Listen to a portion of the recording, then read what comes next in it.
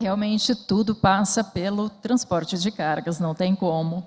Bom, neste momento temos a honra de convidar o excelentíssimo ministro Dr. Augusto César Leite de Carvalho, do Tribunal Superior do Trabalho, para a conferência de abertura com o tema Lei do Motorista, Passado, Presente e Futuro. Ministro, por favor.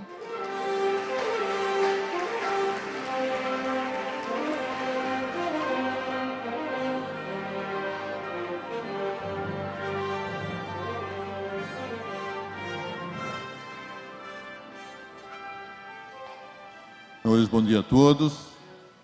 Quero saudar todos os colegas aqui presentes, na pessoa dos queridos desembargadores, embargadora Tereza Asta Geminiani, que a luz está me candeando um pouco, isso não é problema.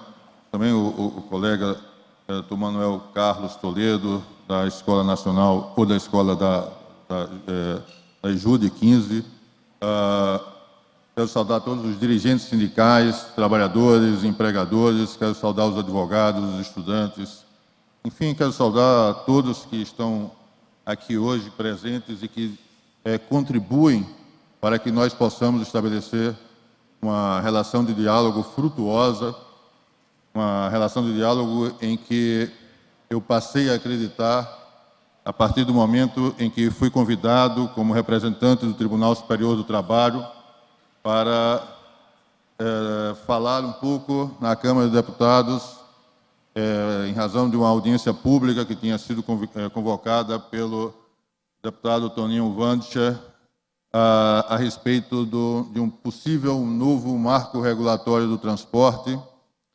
E ali eu disse o que pensava a respeito da mudança que teria ocorrido a partir da Lei 2.619 e com a superveniência em 2015 da Lei 13.103.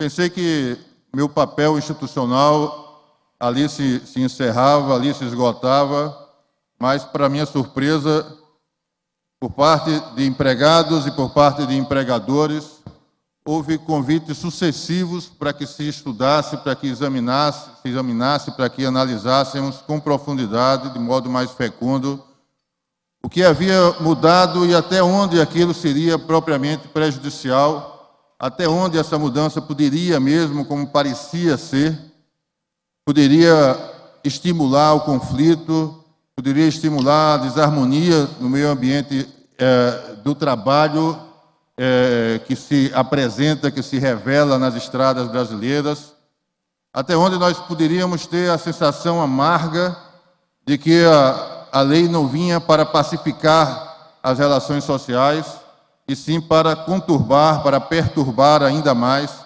aquilo que sempre descamba no Brasil para a judicialização.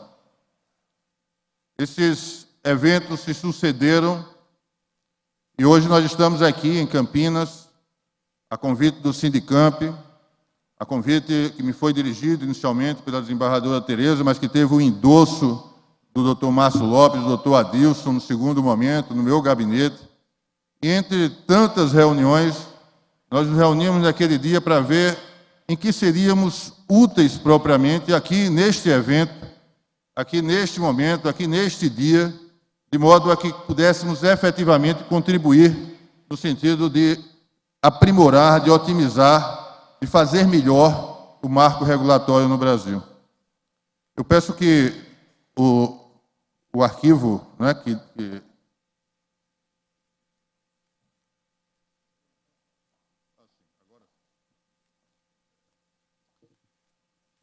Agora sim. Obrigado.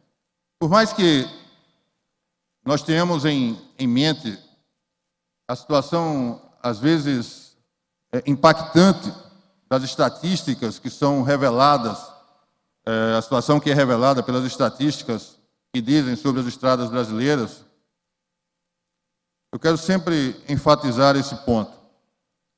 A situação do trabalhador no Brasil, essa situação que é retratada em dados estatísticos extremamente graves, que causam impacto na nossa compreensão do que nós queremos como um mundo melhor, um mundo ideal, mas é preciso compreendermos que essa quantidade de mortos nas estradas, essa quantidade de acidentes envolvendo caminhões nas estradas, que está, de alguma forma, esboçada nesse quadro, onde se revelam as regiões do Brasil onde é mais intenso o trânsito de caminhões, e por isso mesmo é proporcionalmente maior a quantidade de acidentes, faz desse problema um problema que não é exclusivamente dos trabalhadores rodoviários.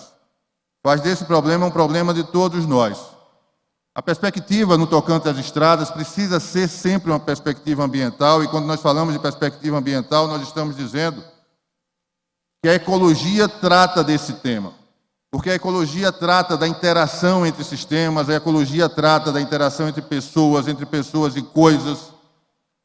É natural que o trabalhador rodoviário tenha naquele caminhão que carrega consigo algo mais do que uma coisa, um bem inanimado. Não raro ele o chama por um nome amigo, não raro ele o tem como alguém muito próximo a si. Mas é natural também que nós compreendamos que o problema que aflige o empresariado brasileiro, que quer ter estradas com infraestrutura adequada, não só para baratear o seu custo, mas para viabilizar o transporte, que viabiliza, que permite, que propicia toda a atividade econômica no Brasil. Nós somos um país rodoviário. Esse problema também não é só dos empresários. Esse problema é de todos nós. O problema dos motoristas e empresários do ramo da aviação, de ônibus, também é um problema de todos nós. O problema dos usuários das estradas, dos motoristas de automóveis, que sofrem acidentes em escala por todo o Brasil, nós somos campeões em acidentes automobilísticos, também é um problema que diz respeito a todos nós. O problema dos moradores, dos trabalhadores nas estradas.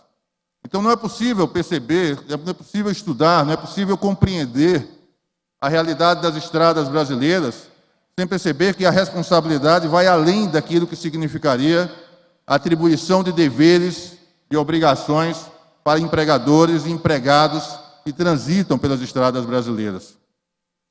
Essa preocupação também não é só nossa, brasileira. Eu tento aqui nesses slides, e dizia até antes de vir para cá ao Dr. Márcio, eu digo, não vou apresentar mais os slides. Já apresentei, já fiz esse cotejo, já fiz esse confronto. Até eu já cansei de fazer essa demonstração, essa revelação. Todos já sabem, todos estão de acordo, é isso mesmo. Ele me dizia, não, mas a gente quer que o senhor continue mostrando esses slides, porque, na verdade, eles estão revelando uma involução, uma possível involução, e o propósito, a esperança, a expectativa de que nós evoluamos. E é preciso que essas caixas de texto se apresentem, porque a gente precisa documentar esse processo. Quais seriam os interesses, portanto, que de alguma forma estariam convergindo nessa preocupação de melhorar as relações, inclusive de trabalho, nas estradas brasileiras? Me parece que o mais importante seria a nossa percepção de que nós precisamos de norma especial para tratarmos de uma realidade que é específica. Não é possível cuidar daquelas regras que dizem respeito, por exemplo, ao intervalo para a refeição e o intervalo para a recuperação da condição orgânica do motorista, do mesmo modo como é tratado esse tema no tocante a outras tantas categorias que merecem todas as honras do Poder Judiciário, dos estudiosos do direito do trabalho. A nossa lei de hoje, o artigo 235-C, tanto nele quanto naquilo que diz respeito à lei, ao Código Nacional de Trânsito, na Lei 9.503, ali há a previsão de um intervalo que hoje seria para essa recuperação orgânica a cada 5 horas e meia. Isso não está muito em consonância com o regulamento europeu. E aqui eu me refiro ao regulamento da Comunidade Europeia 561 de 2006, poderia me referir, inclusive, a outra normatização europeia que dialoga com o regulamento 561. E ali está dito que para esse condutor é preciso que haja intervalo a cada 4h30. A proposta está presente no Congresso Nacional e que tive autorização para não só recebê-la, mas para também expor, porque ela é que representa a nossa expectativa, deputado Toninho Wandcher, de que nós possamos prosseguir no sentido de melhorar esse marco regulatório. Resgata aquele intervalo a cada 4h30. E, além disso, trata dos demais intervalos, tentando, de alguma forma, conciliá-los. É interessante que no sistema europeu eles não têm o intervalo intra-jornada, porque esse intervalo de recuperação orgânica, de alguma forma, já estaria atendendo a esse propósito. A nossa preocupação aqui parece ser a de estabelecer uma possível comunicação entre os dois intervalos, de modo a que eles dois sobrevivam na legislação brasileira. Mas também há uma realidade específica que diz respeito a essa situação de espera impostos fiscais, espera impostos alfandegários, espera em pátios de embarcadores, enfim, tanto na expedição quanto na recepção. As estradas são imprevisíveis e muitas vezes levam ao imponderável. As estradas adoecem. Os interlocutores dos motoristas e transportadores também vivem realidades que beiram aquilo que não se pode aguardar, essa imponderabilidade, e fazem com que, eventualmente, os motoristas permaneçam mais tempo do que aquilo que era o desejado nesses postos, nesses pontos de apoio, enfim. E aqui há a tentativa de introduzir na nossa CLT uma regra para aquelas situações absolutamente extraordinárias, que nós queremos que sejam extraordinárias, em que esse tempo de espera se alonga demasiadamente. Eu já ouvi depoimentos de empresários, inclusive, que estão em regiões de fronteiras e que me foram trazidos pelos senhores, pelo doutor Márcio, pelo doutor Adilson, em reuniões que nós tivemos, que dizem sobre 4 dias de espera, tendo em vista a impossibilidade de fazer movimentar aqueles caminhões. É preciso conciliar essa realidade com aquela que diz respeito à necessária concessão de intervalos intra- e interjornadas.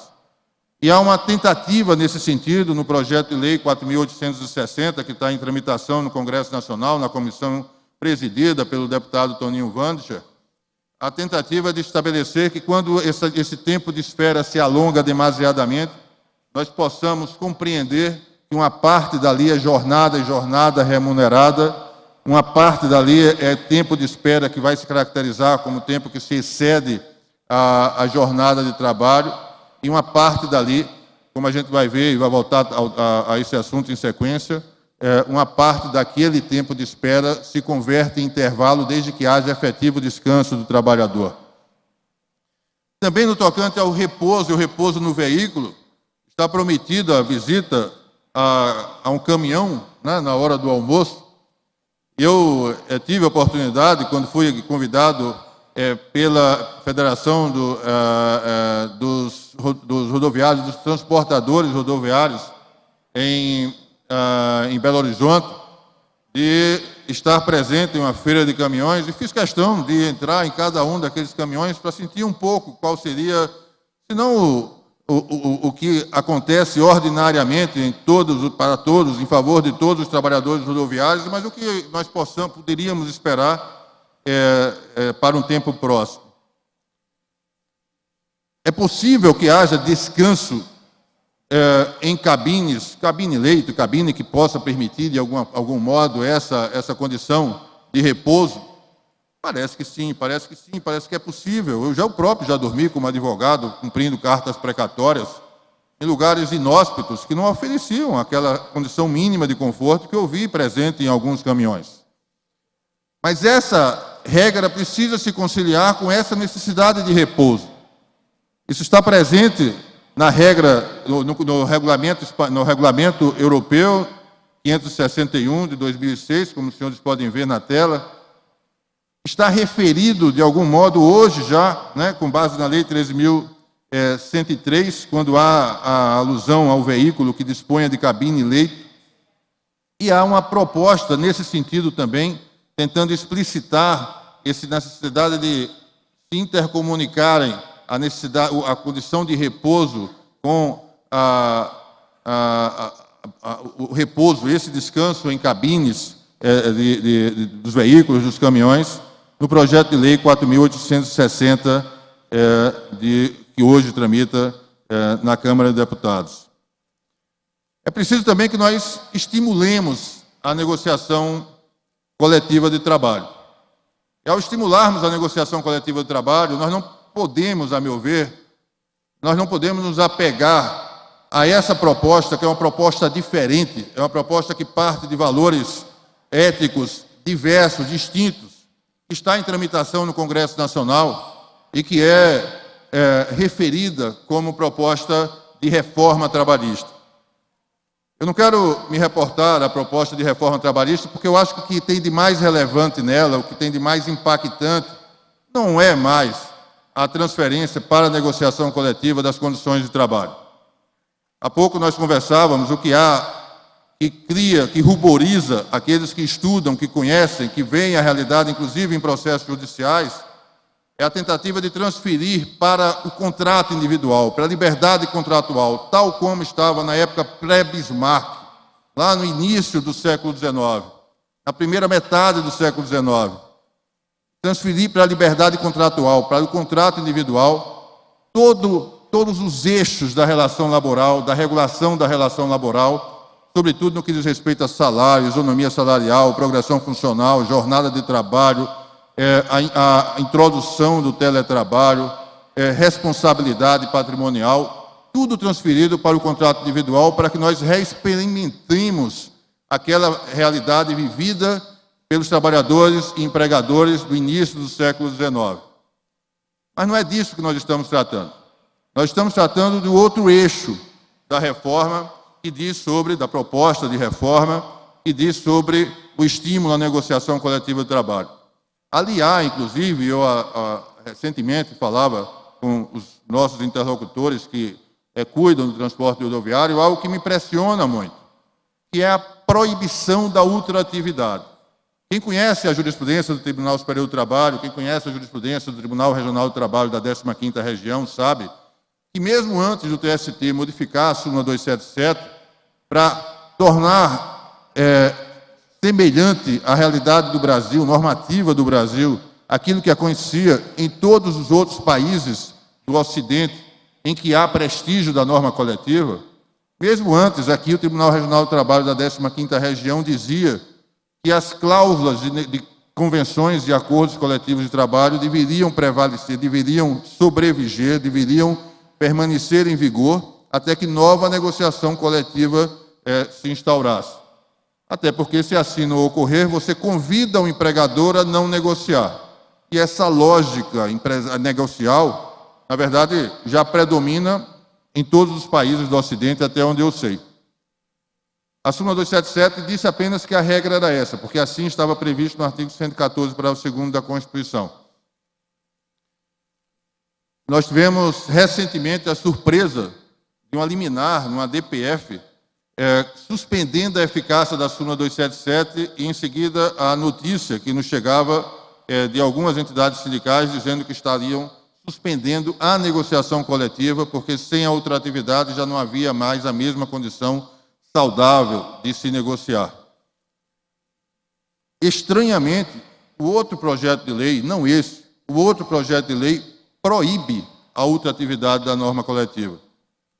E parece curioso porque proibir a ultratividade da norma coletiva significa dizer que reajustes salariais, por exemplo, que estejam assegurados em convenção coletiva de trabalho, implicariam o retorno inconstitucional, aliás, a um salário anterior, a partir do momento em que essa norma coletiva deixasse de viger.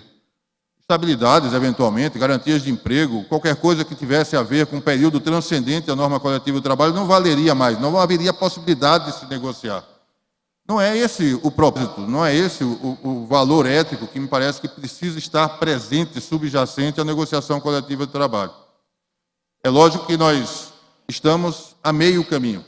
Propor a negociação coletiva de trabalho como solução de nossos eventuais, virtuais, potenciais conflitos é uma atitude sábia, mas não significa necessariamente dizer que com isso nós vamos alcançar o ponto ideal. Eu me lembrava há pouco, em meio às falas aqui presentes, de um pensador latino-americano, Eduardo Galeano, quando retomava, resgatava a imagem de uma cidade ideal, em que provavelmente nenhum de nós chegará. Thomas More teria denominado utopia, mas ele dizia que essa figura, essa coisa simbólica, essa imagem da cidade onde há utopia, ela na verdade deve estar sempre presente entre nós. E a utopia serve, dizia Eduardo Galeano, rigorosamente para que nós possamos percebê-la no horizonte e caminhemos e demos 10 passos, e demos 100 passos, e demos muitos passos a mais. E a utopia continua no horizonte e nós não conseguimos alcançá-la, mas a utopia serve para isso, para que a gente prossiga, para que a gente persista, para que a gente continue a caminhar. A negociação coletiva é absolutamente imperiosa. E a negociação coletiva, ela tem muito a ver com essa negociação que se estabelece entre trabalhadores e empregadores, junto à comissão do Congresso Nacional que cuida do tema, para que nós cheguemos ao marco regulatório sem necessariamente aguardar que as instâncias políticas funcionem como costumam funcionar. O impulso é dos senhores, empregados e empregadores que estão envolvidos nesse processo. É possível melhorar a relação laboral sem aguardarmos necessariamente que os projetos de lei, o processo legislativo funcione como não funcionaria não fosse a sensibilidade, repito, me perdoe o deputado Toninho Vancha de me referir recorrentemente a ele, mas é porque ele é importante nesse processo, ao presidir a comissão que trata desse tema e ouvir os interlocutores que tratam dos interesses de empregados e interesses de empregadores nesse caminho que precisa ser trilhado ou de alcançar-se uma melhor relação entre empregados e empregadores, a melhor relação para as estradas brasileiras.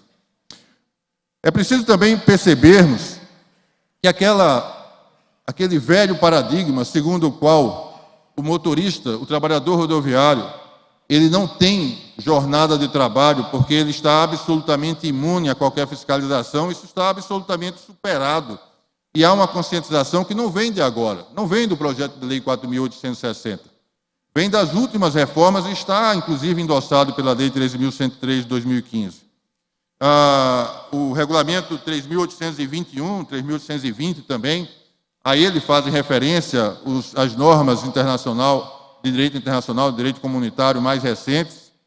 Já fazia alusão a esses sistemas de controle, e até onde sei, e até onde pude pesquisar, junto a empresas de monitoramento via satélite, os nossos sistemas, providos por algumas empresas brasileiras, já são sistemas mais evoluídos do que os que estão disponíveis na realidade dos países europeus. Agora, isso está presente, sim, é uma regra já na Lei 13.103, de 2015, é direito do motorista de ter a sua jornada controlada, está repetido no projeto de lei 4.860, esse projeto que está em tramitação no Congresso Nacional. O projeto de lei, ele traz uma alusão que me parece relevante, alusão ao fato de que se há uma concertação, se há uma combinação de propósitos, tanto do lado do empregado quanto do lado do empregador, para que nós melhoremos essas condições de trabalho, o motorista, o trabalhador rodoviário, precisa se sentir responsável em relação a esse controle de jornada. Essa preocupação, ela converge com algo que está presente na ordem jurídica desde algum tempo para cá. Talvez desde a Declaração de Estocolmo, de 1972, se percebe que é mais importante nós estabelecermos um meio ambiente saudável, inclusive o meio ambiente de trabalho. A nossa Carta Constitucional é rica de conteúdo moral, ético nesse sentido. A nossa Carta Constitucional diz que o meio ambiente deve oferecer uma sadia qualidade de vida, e aí se inclui a realidade das rodovias, das estradas brasileiras. Isso nem sempre está de acordo com o interesse, que é o interesse natural da contingência humana, de prestigiar, de fazer prevalentes aqueles conflitos que têm dimensão econômica. é preciso, de algum modo, que nós nos acostumemos com a ideia e o direito, a ordem jurídica, a ordem constitucional, os direitos da personalidade estão consagrados, inclusive, nas normas infraconstitucionais. É preciso que nós nos acostumemos com a ideia de que muito mais importante do que gerar passivos, do que gerar indenizações, do que monetizarmos o direito, é nós só resolvermos o problema antes do dano acontecer. Nós não precisamos esperar que o dano aconteça, que alguém se sinta credor de valores pecuniários para resolvermos o problema. E nesse processo não podem só ser responsabilizados, evidentemente, o empregador, mas é evidente que esse empregado que vai se sentir responsabilizado também pelo controle de sua jornada e vai fazer, como eu já vi, eu próprio, em viagens entre cidades europeias, né, fazendo a minha pós-graduação, etc., motoristas que precisavam nos levar até o aeroporto, e o aeroporto tinha, o voo tinha hora marcada, e nós estávamos, de que eu me lembro agora, éramos 20 juízes do trabalho brasileiros que estavam a caminho do aeroporto de Barajas, né, em Madrid, e nós tínhamos hora marcada, e por isso contratamos um ônibus. E quando estávamos aflitos, aguardando que o ônibus chegasse naquele momento, o ônibus parou. O motorista parou e nós ficamos sem entender por que o senhor parou. Nós não lembrávamos do direito do trabalho. Nós éramos 20 juízes do trabalho, mas nós não lembrávamos do direito do trabalho naquele momento. Nós queríamos chegar no aeroporto e o ônibus interrompeu a sua trajetória, parou num posto e disse: agora é hora do meu repouso. Eu digo: mas nós vamos perder o avião. Sim, mas agora é hora do nosso repouso. Eu tenho um amigo que viveu, e talvez os senhores eventualmente tenham vivido isso em outras cidades, em outros lugares. Viveu uma experiência curiosa de estar passeando, fazendo, né, um passeio com sua esposa naqueles ônibus, né, emblemáticos de Londres. Houve uma retenção de tráfego em dado momento. O ônibus se desvencilhou daquele problema, daquele engarrafamento, andou mais um pouco, caminhou mais um pouco e parou. E o motorista saiu. E os passageiros do ônibus ficaram parados, olhando o que é que aconteceu. E daqui a pouco o encarregado daquela empresa de transporte viária volta, vem, se apresenta e diz: olha, o motorista saiu porque acabou a jornada de trabalho dele. Para a gente aqui no Brasil parece uma coisa pouco razoável. E aqui para nós não somos assim tão cartesianos e nem precisamos ser. O sentimento, né, o nosso modo de pensar, o nosso olhar de mundo, nós somos mais flexíveis. Eu acho que a gente caminha bem nesse sentido. Mas é interessante a gente observar como o cumprimento de jornada de trabalho não significa simplesmente o direito à remuneração de horas extraordinárias condicional de 50% quando a jornada é extrapolada. O cumprimento da jornada de trabalho significa assegurar uma condição fisiológica para o trabalhador que permita a ele ter condição de, no dia seguinte, voltar a trabalhar. E naquela noite conviver com sua família, conviver com seus amigos. E naquele final de semana ir lá para jogar o seu futebol, assistir o seu futebol, jogar, né, se divertir, se distrair, arte, lazer, enfim. É muito mais do que simplesmente você monetizar tudo o que significa a aplicação do direito. E nesse sentido, responsabilizar todos os atores sociais me parece muito relevante. A compreensão de que a jornada de trabalho do motorista rodoviário não é algo que fica sob domínio absoluto dele, já estava presente na jurisprudência. Aqui eu me reporto apenas a 2 precedentes que me parecem antológicos nesse sentido. Precedentes da SDI1 do Tribunal Superior do Trabalho, que é o órgão interno do Tribunal Superior do Trabalho, que uniformiza a jurisprudência das 8 turmas. E havia, já antes as leis regularem nesse sentido, estabelecerem um direito ao controle de jornada, já havia jurisprudência do Tribunal Superior do Trabalho, dizendo que no caso de o trabalhador ter uma missão que implique um tempo demasiado, necessariamente um tempo demasiado, isso já significa um controle indireto de jornada. E também a ideia de que há um direito ao controle de jornada, que é um direito que é mais relevante, que não se confunde com a possibilidade do empregador dizer: trabalhador rodoviário, motorista, pode permanecer sem controle de ponto, né, sem nenhuma nenhum registro de jornada de trabalho, não obstante você tenha que chegar a determinado destino. O empregado tem direito a ser controlado exatamente para evitar que ele avance além daquilo que a sua fisiologia, aquela sua condição orgânica permite que ele trabalhe. Eu me refiro aqui aos stakeholders, porque mesmo quando você tenta conhecer, identificar aspectos de culturas que não são as nossas, nós aprendemos algo. Existem estudos de governança corporativa, de planejamento estratégico, por alguns acadêmicos estadunidenses, norte-americanos, que fazem alusão a essa relação entre interessados que precisam ser percebidos na hora de se gerir, de se desenvolver a atividade empresarial. Desenvolver atividade empresarial ou desenvolver trabalho nos Estados Unidos não chega a ser necessariamente uma experiência bem-sucedida, no sentido de ser uma experiência saudável. Eu não sei se os senhores perceberam que o último indicado e o primeiro indicado pelo presidente Donald Trump para a Corte Suprema dos Estados Unidos vem a ser o senhor Neil Gorsuch, salvo engano. O nome dele é esse. Quem é esse senhor? Esse senhor era juiz em Denver, no Colorado. Formava um colegiado de 3. E por que é que ele está sendo contestado, sobretudo, evidentemente, pelos parlamentares do Partido Democrata? Ele está sendo contestado por um julgamento, por um evento de que ele participou, em que se envolveu um senhor chamado Alphonse, não me lembro agora do prenome dele, não me lembro do sobrenome.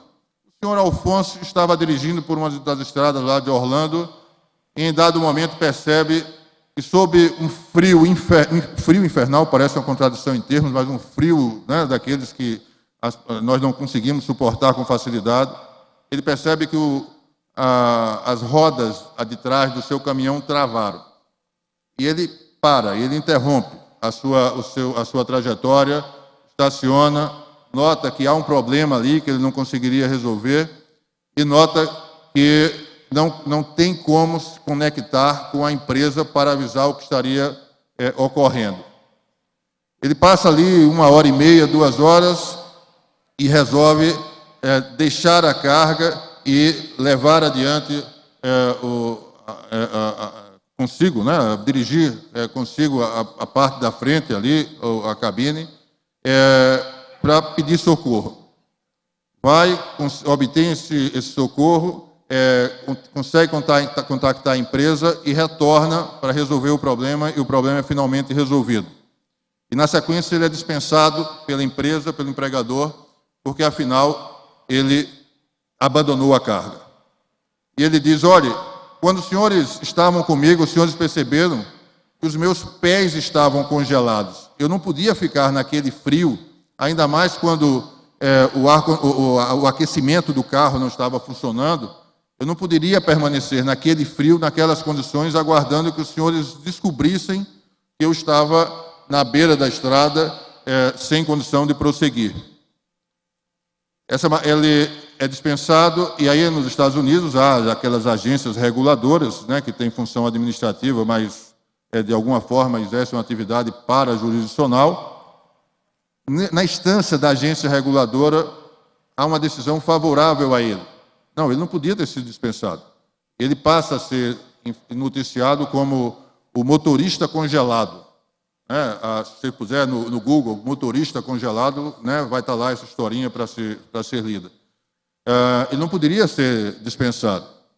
Mas o empregador mantém aquela posição e então ele recorre a um juízo de Denver, no Colorado, e esse juízo, esse colegiado, por 2-1, decide que o motorista tinha razão, não fazia o menor sentido aquela dispensa, mesmo num país em que não há proteção trabalhista, em que o princípio, como eles chamam, at will, significa mais ou menos dizer que vale a vontade contratual e pronto.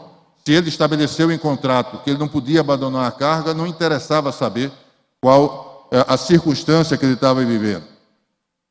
Essa matéria é decidida, portanto, pelo juizado num país como esse, que não há essa proteção trabalhista, mas ali se diz, não, pelo menos o mínimo de um viés humanitário, de uma base ética precisa existir na hora de se estabelecer uma relação, uma decisão, estabelecer uma decisão que trata de um motorista que ou era inteiramente, ou ficava, ou estaria inteiramente congelado se ali permanecesse, não é, com todas as consequências danosas dessa experiência, ou faria o que ele fez, iria atrás de socorro, etc. Mas esse país, onde há essa relação tantas vezes conflituosa, que nós vemos agora, né, em alguns eventos, como as coisas se resolveriam melhor se houvesse uma proteção, uma tutela baseada em lei que estabelecesse valores éticos, como nós temos na nossa sociedade romano-germânica, etc., tem também contribuições valiosas, como, por exemplo, essa ideia dos stakeholders, que são aqueles agentes interessados. O empregador, evidentemente, não é somente empregador, ele é também um empresário que precisa se relacionar com os consumidores, ele precisa se relacionar com os seus fornecedores, ele precisa se relacionar com o governo. O transportador no Brasil precisa se relacionar com aqueles que expedem a carga e com aqueles que vão receber a carga. O transportador no Brasil precisa se relacionar com órgãos gestores de mão de obra, ou sindicatos que eventualmente estejam gerindo serviços de carga e descarga em postos, em portos, etc. O que o projeto de lei faz me parece curioso, porque diz textualmente, não apenas nesse dispositivo, essa ideia já estava presente antes na Lei 9.503, mas o que o projeto de lei diz é que esses interlocutores do transportador precisam sim se sentir responsáveis pelas intercorrências nas estradas que de alguma forma lhes provocam. E com isso eles se sentem estimulados não ao sentimento de indiferença, de dizer que esse problema é do transportador e do trabalhador. Esse problema também é dele, embarcador, que eventualmente está propiciando uma condição que elastece o tempo de espera. Isso não significa simplesmente distribuir responsabilidade. Significa chamar a responsabilidade aqueles que, de alguma forma, interferem nas relações de trabalho, nas condições de trabalho. Me parece que nós caminhamos bem quando trilhamos esse caminho. E, finalmente, 7 breves slides, são breves mesmo, em que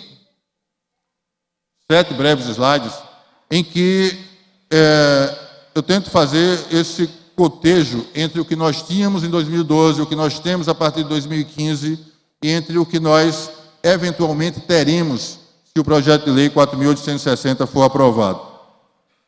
Os 5 itens que me pareceram relevantes são esses: remuneração por distância ou peso, jornada, tempo de espera e tempo de reserva, intervalo interjornada e o exame toxicológico.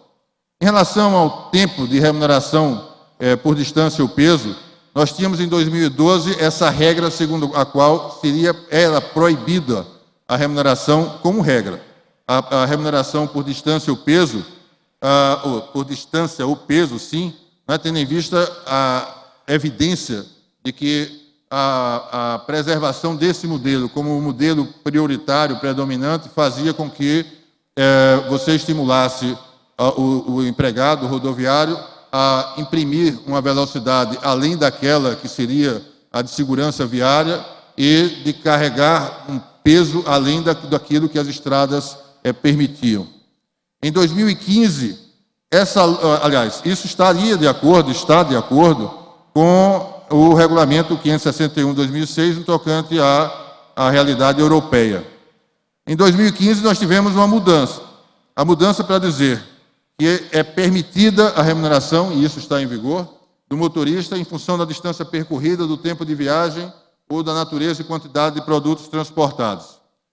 Diriam os senhores, mas o que é que mudou? Porque, de toda sorte, há uma ressalva na sequência que diz sobre não poder comprometer a segurança em rodovia e coletividade. Eu costumo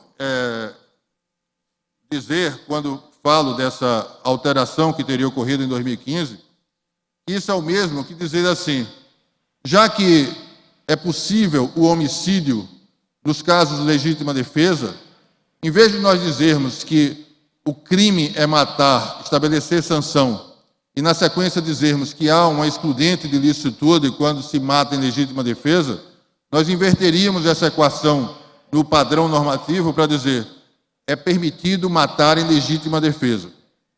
A lei não diz isso porque o valor maior não é matar. O valor maior é não matar.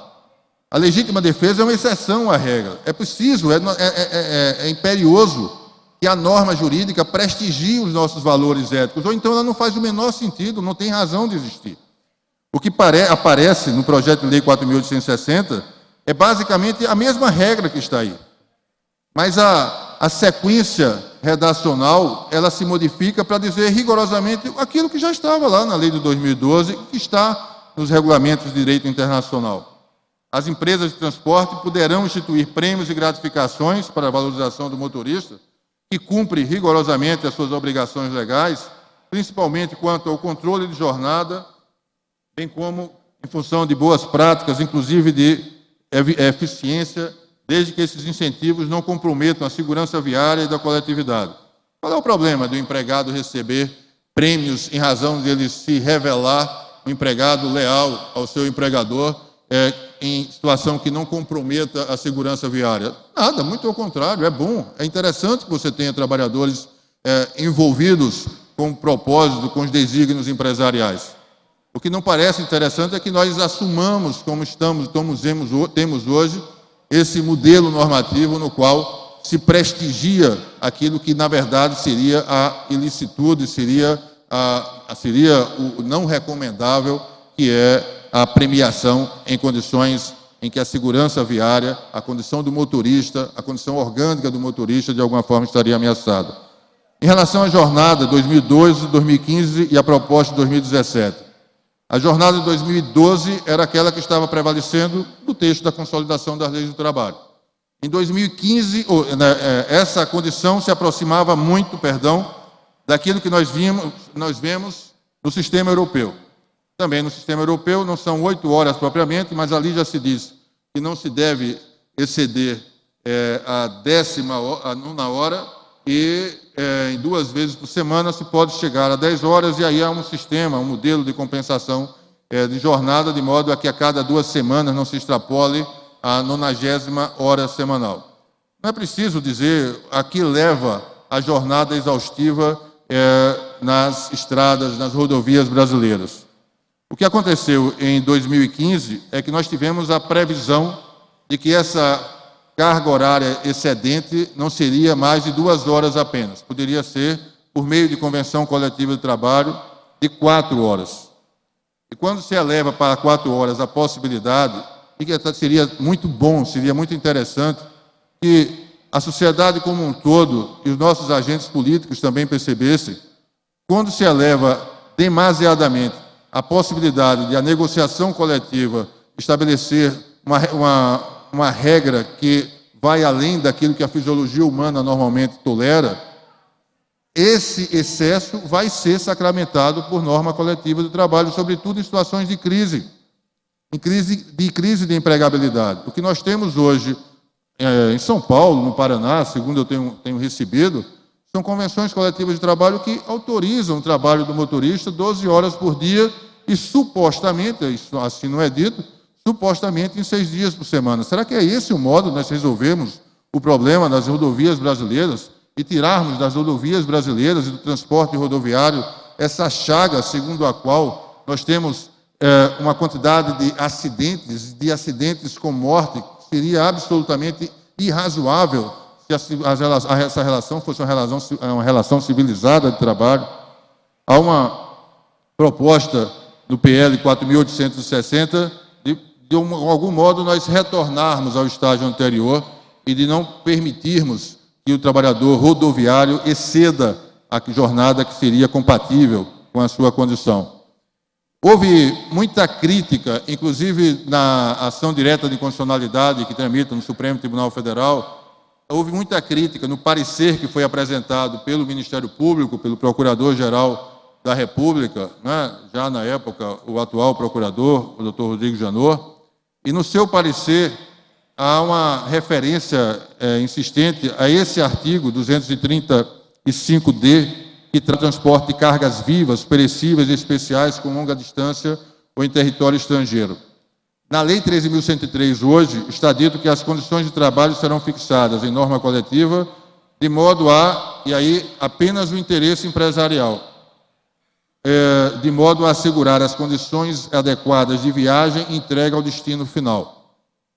O que se diz no parecer é que essas condições de trabalho, nessas circunstâncias, não são absolutamente imprevisíveis, embora sejam condições especiais.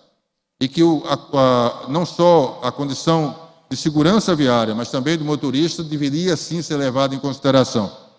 Há pesquisas mostrando, que revelam, que são pesquisas de difícil assimilação, mas retratam a verdade, pesquisas revelando não necessariamente o trabalho do rodoviário empregado, mas do rodoviário em geral, também o autônomo, o agregado de primeiro e segundo grau, não importa. Desse trabalhador rodoviário, em que se diz, segundo a Unicamp, nossa aqui, 54,2% dos entrevistados estariam nessa pesquisa fazendo uso de drogas psicoativas para se manter acordados, devido à necessidade de percorrer longa distância sob pressão temporal para entrega dessa espécie de mercadoria, disso que nós estamos tratando. 54,4% dos motoristas analisados ingeriam até 5 comprimidos de anfetamina por viagem, 43,8% usavam drogas havia mais de 10 anos. Qual é o nosso interesse? É o interesse de manter essa situação, essa condição de trabalho que impele o empregado, o trabalhador rodoviário, a ingerir substâncias psicoativas para que ele possa cumprir aquela jornada excessiva. O nosso interesse é sermos indiferentes a essa realidade, como se ela não ocorresse. O nosso interesse é de resolver esse problema, encarar esse problema como algo que ele é. Ele é um problema e precisa ser solucionado. Me parece que o projeto de lei 4.860, ao enfatizar que as normas coletivas devem compatibilizar disposições da CLT com a especificidade do transporte realizada, de modo a assegurar as adequadas condições de viagem e a entrega ao destino final, desde que asseguradas as condições de segurança viária e de motorista, é um projeto de lei em que se propõe uma norma mais equilibrada. Um projeto de lei em que você considera todos os vetores, todos os valores sociais que estão aí envolvidos. E não simplesmente diz que, nesse caso, apenas o interesse do empregador, do transportador, deve prevalecer. E é muito bom, é importante, é relevante, é significativo que os transportadores estejam aqui, neste momento, aqui nesse Congresso, no Congresso Nacional, dizendo que se sensibilizam com essa causa. Em relação ao repouso entre jornadas, na lei de 2012 estava dito que o intervalo era de 11 horas, né, entre uma jornada e outra, tal qual já estava previsto na CLT em relação aos demais trabalhadores, a todos os trabalhadores do Brasil. Nós vimos que a lei 13.103 de 2015 trouxe para nós a possibilidade desse fracionamento, né, dessa possibilidade de 8 horas serem contínuas e as 3 serem gozadas no momento seguinte. Esse modelo não é um modelo muito diferente daquilo que se percebe no sistema europeu. Eu acho que o sistema europeu é importante, por quê? Porque nos traz uma referência do que está lá fora, para que nós não absorvamos aquele discurso vazio e falso de que nós queremos nos igualar, mas nos igualar, e aí, nesse caso, apenas pelo que se tem de ruim em outros países, em outros povos, em outras nações. É preciso que nós tentemos acompanhá-los, ou segui-los, ou de repente até servirmos como paradigmas em relação ao que há de bom e o que direito a norma jurídica pode trazer que seja proveitoso. Também entre eles, esse intervalo entre jornadas pode ser reduzido não para 8, mas para 9 horas, algo que estaria não igual, mas muito próximo do que nós temos hoje aqui no Brasil. O que está sendo proposto no PL 4.860 é que esse intervalo possa ser fracionado, mas de modo que haja 8 horas contínuas, tal qual está hoje, e essas 3 horas seguintes sejam possam ser novamente fracionadas, né, de modo a que se completem às 11 horas, dentro de certas circunstâncias. Aí é interessante que os senhores leiam o projeto. Se nós não avançamos tanto nesse tema, ao menos estamos tentando caminhar para harmonizá-lo no tocante aos demais temas ali correlacionados. E aí, já concluindo quase, o nosso tempo de espera na Lei 12.012 já estava referido ali como tempo que não era computado como hora extraordinária. O que aconteceu em 2015 foi algo que significou uma ruptura dessa concepção segundo a qual o tempo de espera é uma intercorrência verdadeira nas estradas e precisa ter uma regulação jurídica adequada. Né? O que ocorria em relação à regulação de 2012 estava muito próximo do que nós tínhamos como tempo de disponibilidade nesse regulamento, na verdade, na Diretiva 2002, né, na Diretiva 15 de 2002 da União Europeia. Aqui também há a alusão ao tempo de disponibilidade, que está muito próximo do que nós concebemos, como chamamos aqui de tempo de espera. E há um trecho que me parece importante, e há alguns dias eu conversava com o Dr. Márcio também a respeito disso. Esses períodos e a sua duração previsível devem ser previamente conhecidos do trabalhador móvel. Em outras palavras, não é apropriado, não é adequado que você exija do motorista que ele saiba, depois que ele já está em tempo de descanso, a aguardar eventualmente em tempo de prontidão, sem saber rigorosamente se aquele tempo é realmente um tempo de intervalo, um tempo de espera ou um tempo de repouso interjornada. Só depois ele saiba como é que foi computado esse tempo. É preciso que o trabalhador tenha de antemão a informação a respeito de qual a característica da natureza daquele tempo em que ele não está trabalhando, tendo em vista alguma circunstância que a rodovia propiciou para a realidade dele. Em 2015, nós tivemos essa mudança, essa ruptura que pareceu extremamente preocupante. Os nossos princípios constitucionais são da dignidade da pessoa humana. O artigo 1º, 4 e o artigo 170 dizem que no Brasil a livre iniciativa é um princípio constitucional, e é um princípio constitucional, porém, que precisa se harmonizar com a valorização do trabalho humano, segundo os ditames da Justiça Social. É esse o emprego, é esse o trabalho que é consentido pela Carta Constitucional. E a nossa dúvida, nosso questionamento é se está condizente, se está harmonioso com esses princípios, com o princípio da dignidade da pessoa humana, com o princípio do valor social do trabalho, a regra segundo a qual o motorista que está a manobrar no pátio, numa fila de posto fiscal ou alfandegário, está a manobrar o veículo, está a manobrar o caminhão, se ainda assim ele está em tempo de espera, ele não está à disposição do empregador e ele estaria a receber, segundo a Lei 13.103, 1/3 do valor da hora de trabalho. A Lei 12.619, quando previa o tempo de espera, previa também o pagamento da hora de trabalho com o acréscimo de 30%. E o que se questionava ali é se esse acréscimo podia ser só de 30%, porque se justificaria em razão da peculiaridade do tempo de espera, ou se isso era tempo à disposição e por isso o acréscimo seria de 50%. O que se modificou em 2015 foi para dizer que esse acréscimo não haveria um acréscimo de 30%, mas uma redução para o valor correspondente a 30% do valor da hora. Essa mudança é uma mudança que se propõe agora, uma mudança muito expressiva no projeto de lei 4.860. Há uma distinção entre o tempo de direção e tempo de espera, e esse tempo de espera é tratado durante a jornada como um tempo de espera que deve ser remunerado como jornada normal de trabalho. O tempo de espera é que se cede a jornada, mas em que o trabalhador fica ali de prontidão. Se ele está de prontidão, ele está recebendo como se estivesse prestando horas extraordinárias, mas se ele tem condição de descanso, isso é factível, é possível e precisa ser considerado.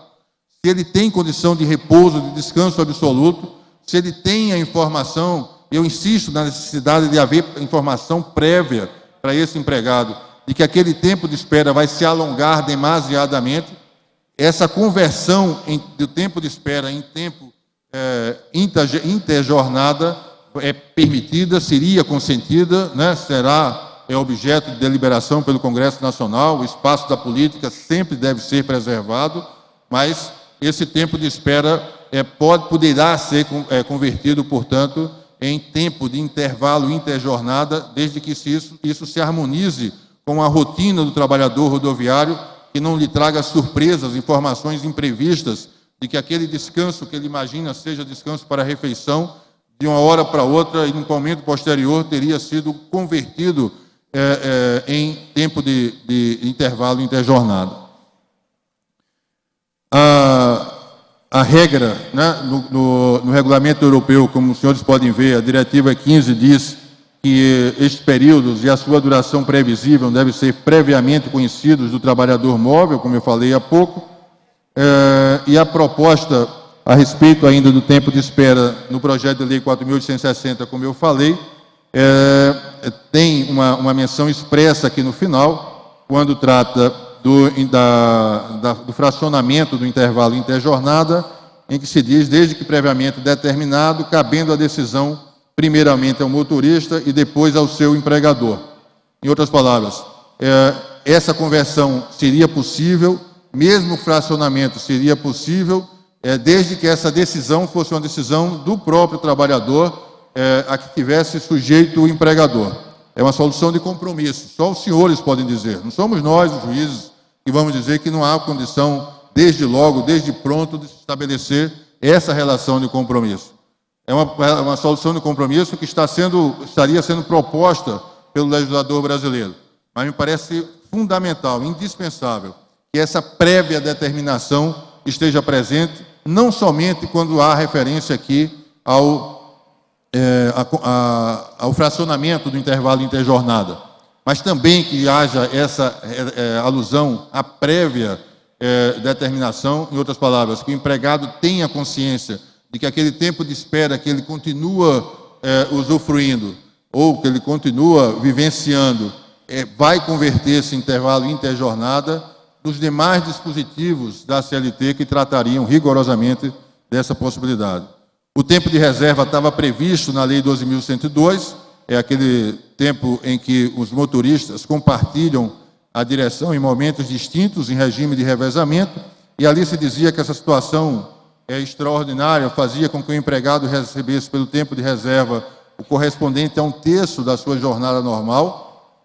Eu próprio, em escritos, cheguei a afirmar que, não obstante isso significasse um valor menor do que o valor da remuneração da hora normal de trabalho, era algo a se refletir, era algo a se pensar sim, não é? Porque, afinal, havia um repouso, mas um repouso em condições não tão confortáveis, porque, afinal, se estava... eu próprio não consigo dormir, não consigo relaxar quando o melhor dos motoristas está conduzindo o veículo em que estou sendo transportado. Então, essa situação de algum desconforto justificava esse tratamento diferenciado, não necessariamente a consideração desse tempo de reserva como tempo de hora extraordinário. A Lei 13.103, em 2015, converte basicamente esse tempo de reserva, acaba o tempo de reserva, porque o que transforma, o converte simplesmente em tempo de repouso.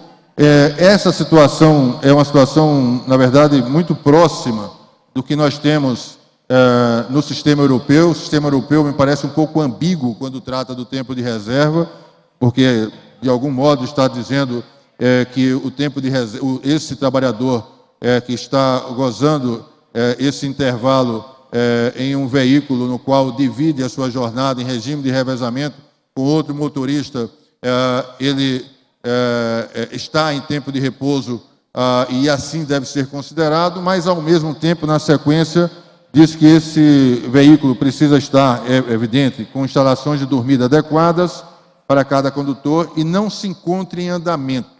Então, essa ambiguidade não nos permite, a meu ver, que nós tenhamos uma certa segurança a respeito dessa correlação, dessa comparação entre o que aconteceria entre nós e o que aconteceria no sistema europeu.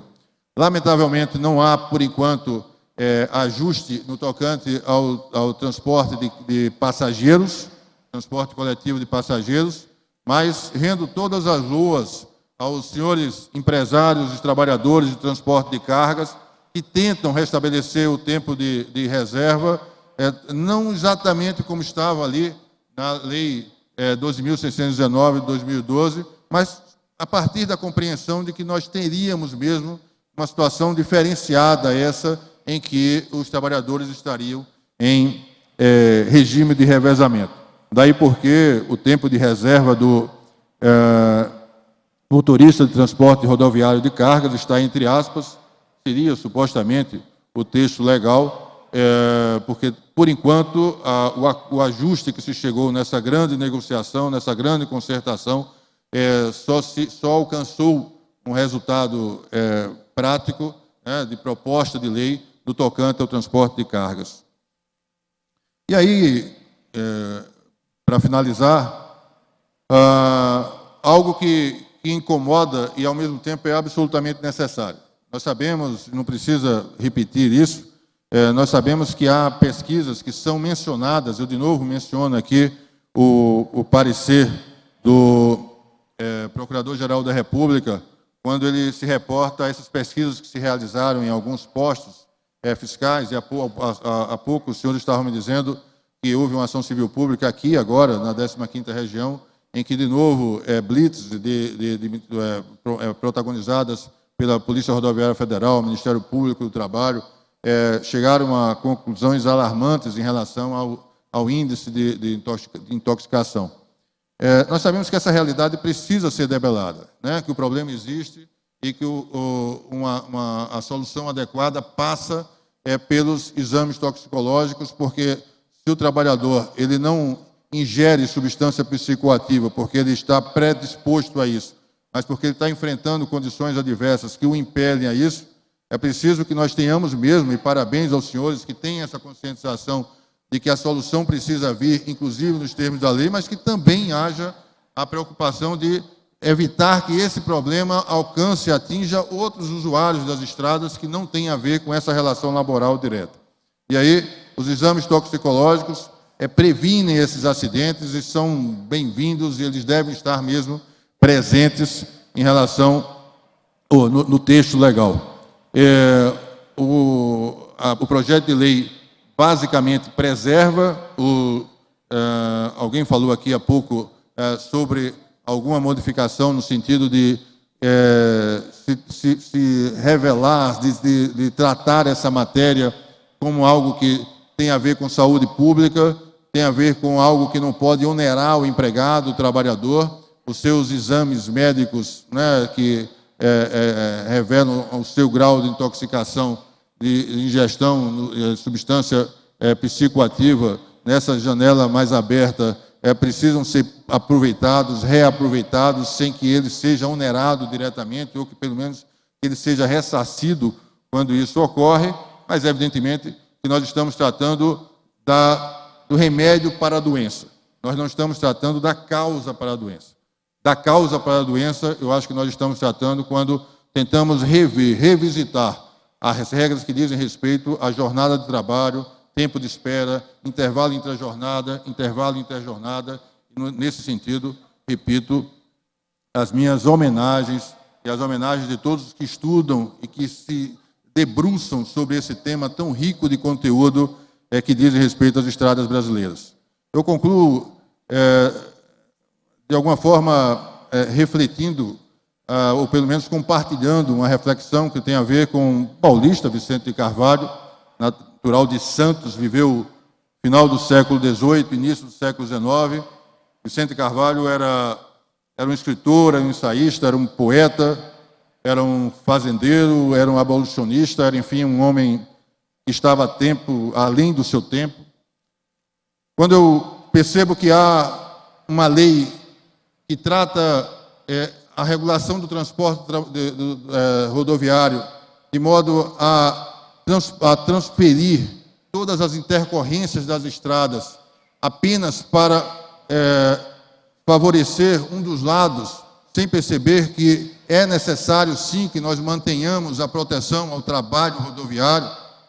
E quando percebo que um segmento empresarial tão importante, junto com os empregados envolvidos nesse processo, junto com o deputado que se propõe, que se predispõe e que revela esse seu sentido ético, que o condiciona e o impulsiona nesse processo legislativo, parece que a função da lei é mesmo propiciar a felicidade, e eu acho que todos nós estamos de acordo em relação a isso.